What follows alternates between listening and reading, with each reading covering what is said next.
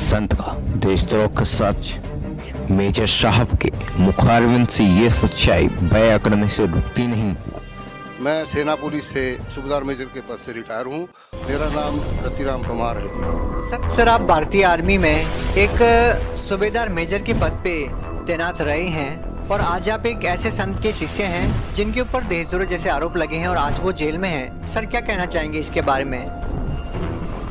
वो दुनिया की नज़र में जेल में है, लेकिन हमारे लिए वो जेल में नहीं है। उनका जो ज्ञान हमें मिला है वो इतना अद्भुत ज्ञान है कि हमने ज़िंदगी में जितने ग्रंथ पढ़े जरूर, लेकिन हमने उस पर कभी अमल नहीं सोचा, किया नहीं। लेकिन जब इन्होंने हमको समझाया तो हमारी पूरी आंखें खुल गई। यथार्थ ज्ञान जो बताया उसका हमें अद्भुत लाभ हुआ, अद्भुत फायदे हो रहे हैं। सर राजनेताओं की बात छोड़कर हम आपके ऊपर आते हैं। एक भारतीय सेना का जवान ये अच्छे से जानता है कि भारत का दुश्मन कौन है और देश का मित्र कौन है। क्या आप मानते हैं कि संत रामपाल जी महाराज किसी भी एंगल से देश के लिए खतरा हो सकते हैं? नहीं, किसी हालत में नहीं। वो तो एक बहुत बड़े हितकारी हैं। वो तो जस्ट लाइक ए गॉड वो काम कर रहे हैं। उन्होंने वो काम किए हैं जिसके लिए हमारा देश, हमारी सरकारें अरबों खरबों रुपया और समय कई सालों से वो बर्बाद कर रहे हैं। कि जैसे एक सबसे बड़ी बात है दहेज प्रथा, जिसमें कितनी जिंदगियां बर्बाद होती है, सरकार कितना पैसा लगाती है, उसका कोई भी फायदा नहीं हो रहा है। और इनके नाम लेने से, इनके साथ जुड़ने से इतने अद्भुत लाभ हुए हैं कि बिना 5 नए पैसे के भी वहाँ शादियाँ हो रही है और शादियाँ बिल्कुल सफल रही है और बहुत अच्छी जोड़ियाँ सफल हो रही है।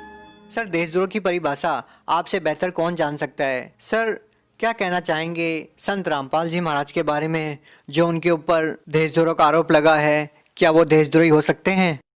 मतलब ही नहीं बनता जी। ये तो ये सर इसके पीछे क्या कारण हो सकता है? ये इसलिए कि उन्होंने सच्चाई जो हमारे धर्म ग्रंथों के अंदर जो ज्ञान है वो क्या है सही मायने में हर जन जन तक पहुंचाया है और पहुंचाने की कोशिश की है। अब ये जो है जो हमारे दूसरे धर्म के ठेकेदार हैं, अब उनकी वो दुकानें बंद हो रही थी, इसलिए उन्होंने ये इनके ऊपर प्रपंच रचा है। उसमें सरकारें भी शामिल है। अगर सरकार इसमें शामिल ना होती तो आज तक वो मतलब ही नहीं होता कि वो जेल में होते या जेल में उनको बंद किया होता। ये तो उनकी सोची समझी साजिश है कि इनको किसी तरह इनको मुंह बंद किया जाए, लेकिन ये बंद होने वाला नहीं है। सच्चाई कभी छुप नहीं सकती, वो तो सामने आएगी और आ रही है। मेजर साहब आपसे एक और बात जानना चाहेंगे कि संत रामपाल जी महाराज जी से नाम दीक्षा लेने से पहले आप क्या भक्ति साधना करते थे? सेना में रह करके ज़्यादातर हमारे एक तो पहाड़ी इलाके में यहाँ पर माता दुर्गा की पूजा करते हैं। गाहे बगाहे बीच में कभी, वैसे तो एक सैनिक के नाते जहाँ भी कहीं झंडा देखा, जहाँ कहीं मंदिर चर्च गुरुद्वारा चाहे कोई मस्जिद हो, सब में हम मस्तिष्क नवाते थे और यही हमारी पूजा थी, इसी को हम करते थे। संत रामपाल जी महाराज जी की शरण में एक सैनिक का कैसे आना हुआ? ये एक अद्भुत कहानी है सर। मैं दुकान में बैठा था, कुछ 4-1 बजे का टाइम था शाम को। मेरे पिताजी कबीर साहब के बहुत अच्छे अनुयायी हैं, उनके भक्त हैं। वो अचानक, कभी मैं ज़िंदगी में हमको डांट तक नहीं मारा। उस दिन फ़ोन आया और एकदम डांट करके मुझे बोला, क्या यार ये केबल हमारी बंद हो गई और मैं धार्मिक वो सुनना है। तो कुछ ऐसे लहजे में बोला कि मुझे भी अंदर से मुझे भी गुस्सा आ गया कि मुझे ही क्यों ऐसा बोला है। फिर मन में सोचा कि मैं बड़ा ही बड़ा हूँ, मेरे को बोलेंगे और किसको बोलेंगे। मगर मेरे अंदर से जो मेरे अंदर भी आग भड़क गई। तो मैंने क्या किया कि ठीक है बोल करके, और जो केबल वाला था मैंने सारी कसर उसके ऊपर निकाल दी। इतना गुस्से में बोला और 2 मिनट में उसे ठीक करके फटाफट मेरे पास दौड़ के आया। अंकल जी आप इतना गुस्से कभी हुए नहीं। मैं भी पछताया कि मैंने वाकई इसको गलत बोल दिया। खैर जो हुआ, फिर पिताजी को भी महसूस हुआ, उन्होंने दोबारा मुझे फ़ोन किया कि यार ऐसी बात थी, मैं धार्मिक प्रवचन आते हैं और उसके थोड़ा मतलब मुझे एक किस्म से मस्का लगाने लगे वो। तो मैं समझ गया कि कोई बात नहीं, लेकिन मेरे को गुस्सा उस बात का बड़ा भारी था। तो खैर, मगर एक बात जो उन्होंने बोली वो मेरा रास्ता ही बदली कर दिया जीवन का। कि उन्होंने ये बताया कि देखना यार, शाम को एक सत्संग आता है 7:40 पर, उस टाइम साधना चैनल पर आता था, कि उस पर देखना है कोई कबीर साहब की बड़ी अच्छी भाषा बोलता है। और वो संत बोला बड़ी अच्छी बोलता, उसको देखना आपने। परमात्मा ने रजा करनी थी, इस पापी को रास्ते पर लाना था। वो टाइम मुझे याद रहा और मैंने जैसे वो 7:40 पर लगाया तो मैंने देखा ये कौन से संत है भाई। हालांकि मैं सेना में रहते हुए सभी के साथ काम किया तो मुझे हरियाणा की भाषा का भी मालूम था, सबका ज्ञान था। तो मैं बोला ये तो हरियाणा के हैं, लेकिन जिस टाइम वो बता रहे थे तो मेरी एकदम मुझे हिट सा हुआ कि ये ज्ञान तो हमने आज दिन तक कभी हमें बताया ही नहीं किसी ने। और जो हमने भी देखा लेकिन कभी गौर नहीं किया, मतलब उसमें मुझे रुचि पड़ी। सर, जब आपने पहली बार संत रामपाल जी महाराज जी के सत्संग सुने तो पहली बार जरूर आपके मन में कुछ न कुछ तो आया होगा कि कैसे ये उलूल जुलूल बातें कर रहे हैं देवी देवताओं के बारे में। हमने काफी सारे अनुयायियों से जब इसके बारे में पूछा तो काफी सारे लोगों ने ये बताया भी कि पहली बार जब उन्होंने संत रामपाल जी महाराज जी का सत्संग सुना तो वास्तव में ही थोड़ा अजीब लगता है और गुस्सा भी आता है। नहीं, अजीब तो लगा लेकिन गुस्सा नहीं आया। ये परमात्मा की रजा समझिए आप, मुझे कोई गुस्सा नहीं आया। हाँ, इतना जरूर हुआ कि मेरा एक रूटीन बना। अब मैं क्या बोलूँ, मुझे बताते हुए शर्म आती है कि 7:40 पर वो चैनल शुरू होना, मैंने पक्का लगाना, डेली देखना दुकान में। और मैं क्या बताऊँ, मुझे बड़ी शर्म आती है बोलते हुए कि उसी टाइम पर मैं शराब पी शुरू कर देता था। और वो मेरा ये रूटीन मुझे मालूम नहीं कि वो शायद 1 साल चला या कितना चला, लेकिन मैंने एक भी मिस नहीं की वो सत्संग। और वो मेरा था 1 घंटे में, जब वो ख़त्म मेरा भी बंद इधर से प्रोग्राम। तो ऐसे ही एक किस्म, आपको पता है शराबी कैसा होता है। लेकिन दिल में एक लहर ऐसी उठती गई और अंत में ऐसा अटैक हुआ मेरे ऊपर कि एक दिन मेरे मन में आया, बस इनफ, नहीं तो अब ख़त्म है तेरा काम। ऐसी अंदर से एक लहर उठी। मैंने उसी टाइम रात को, पता नहीं कितनी पिरक थी मुझे मालूम नहीं, लेकिन जब सुबह मैं सोया रहता था, सुबह मैं सबसे पहले उठ करके बैठ गया और जैसे पिताजी सामने आए, मैंने सीधा उनसे जब पूछा, पहला शब्द यही था, मैं कहा पिताजी आप नीचे बरवाला कब जाएंगे? तो मुझे ऐसे लगा कि मेरे मुंह से मुझे इतनी बदबू लगी, अरे बाप रे बाप, मैंने शराब इतनी बुरी तरह, उससे पहले कभी मेरे को बदबू नहीं आई, उस दिन लगी। बोला, मेरी तरफ देखा, पिताजी ने बोला अभी 10-15 दिन में जाएंगे। मैं कहा ठीक है जी, मैं भी जाऊंगा।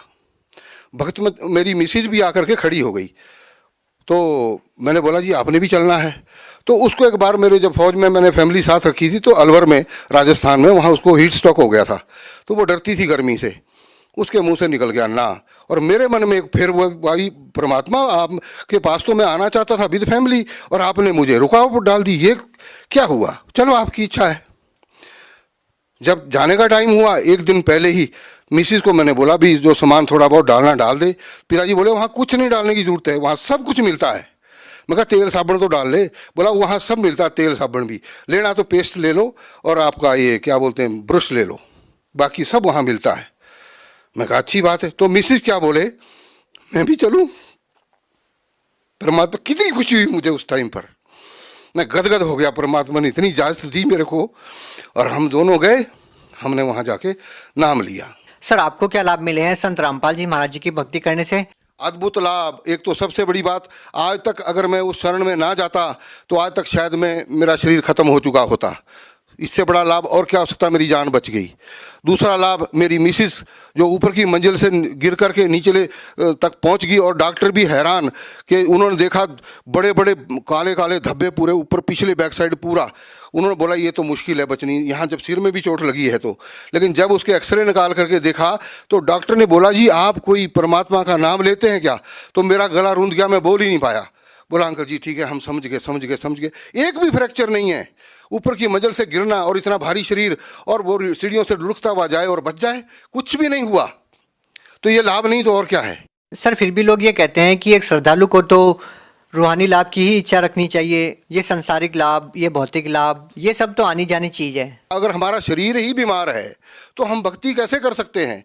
जिसको तकलीफ है वो भक्ति कैसे कर सकता है? तो जब शरीर ठीक होगा तो भक्ति भी सही होगी, और भक्ति अगर शरीर तभी ठीक होगा जब हमने सही नाम लिया होगा। और जो ऐसा बोलते हैं कि भाई आपको शारीरिक सुख तो नहीं मिलेगा, शारीरिक लाभ नहीं मिलेगा इसका, तो वो तो ढोंगी हैं। वो बोलते तुम्हारे पिछले कर्म तो भाई भुगतने पड़ेंगे। अरे भुगतने पड़ेंगे तो भक्ति किस लिए करनी है? वो तो हमने, जब भक्ति हम कर रहे हैं, भक्ति तभी उसका फायदा है, हमें कुछ लाभ होगा और हमें हो रहे हैं लाभ। ये है यथार्थ भक्ति। मेजर साहब, आपसे एक अंतिम सवाल है कि आप एक ऐसे संत के शिष्य हैं जो अभी जेल में हैं और संत रामपाल जी महाराज जी को एक फैसले में उम्र कैद की सजा भी सुना दी गई है। क्या आज भी आप संत रामपाल जी महाराज जी में पूरा विश्वास रखते हैं आप? उससे भी ज़्यादा दृढ़ हुआ, जितना विश्वास पहले था उससे भी ज़्यादा दृढ़ हुआ। हम उसका आपके पास बयान नहीं कर सकते। अगर बयान करने लगेंगे तो सुबह से शाम हो जाएगी। सर, ये बात समझ से परे है।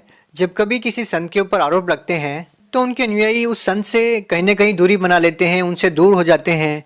लेकिन संत रामपाल जी महाराज के मामले में लाखों लोग अभी भी उनसे जुड़ रहे हैं। सर, इसके पीछे क्या कारण हो सकता है? इतनी गहरी आस्था, इतना दृढ़ विश्वास? क्योंकि आप तो सैकड़ों किलोमीटर दूर हिमाचल प्रदेश में रहते हैं और एक हरियाणा के ऐसे संत से आपने नाम दीक्षा ली है जिनके ऊपर इतने सारे आरोप लगे हैं और जेल में है। आरोप लगाने वालों ने लगाए हैं, वो तो एक सोची समझी साजिश है, षड्यंत्र है। लेकिन उनके पास जब कोई ना कोई, इसका मतलब ये है कि उनका जो ज्ञान में कोई ताकत है, उनके जो मंत्र देते हैं उनमें कोई ताकत है, तभी ये लोग इस प्रकार जुड़ रहे हैं। ये तो थोड़े जुड़ रहे हैं, अभी आप देखते जाइए, जब से वो जेल में गए हैं उससे पहले जितने अनुयायी थे उससे 3 गुना हो गए हैं 4 साल के अंदर अंदर। ये तो देखते जाइए, तो कारवां है, तो बढ़ता रहेगा और भी बढ़ता रहेगा। कि भैया आप देर ना करो, ऐसा मुश्किल से ऐसा संत धरती पर प्रकट हुआ है और ऐसा ज्ञान देता है, आप अपना कल्याण करवाएं और परिवार का भी कल्याण करवाएं। जी, बहुत बहुत धन्यवाद।